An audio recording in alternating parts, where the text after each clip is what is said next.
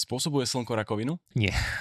Čomu a ako dlho sa venuješ? V podstate venujem sa mitochondriám, čiže dá sa povedať, že zdravie, ľudská výkonnosť, ale je to tak z takého odlišného úhlu pohľadu, že naozaj idem do tej atomovej úrovni a teda snažím sa pochopiť tej príčine a na základe toho dokážem alebo snažím sa vysvetľovať už potom niektoré tie či už choroby, problémy, ale hlavne prevenciu, že ako ľudia majú žiť. Koľko máš rokov?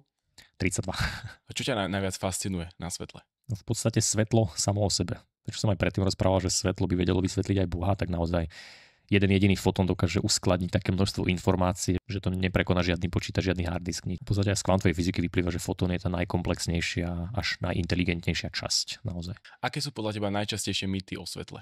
To, že spôsobuje rakovinu, že sa pred ním máme chrániť, že musíme mať slnečné okuliare, opalovací krém, že malé deti nemôžu byť vystavené a proste všetky tieto veci. Že proste je to zlé, pritom je to práve naopak, my ho potrebujeme. A aká bola najlepšia rada, akú si kedy dostal? Rob to, čo ťa baví, aj keď ti zatiaľ nezarobí peniažky, ale môže to dávať druhým ľuďom zmysel a neskôr sa to vráti aj pomocou takejto hodnoty.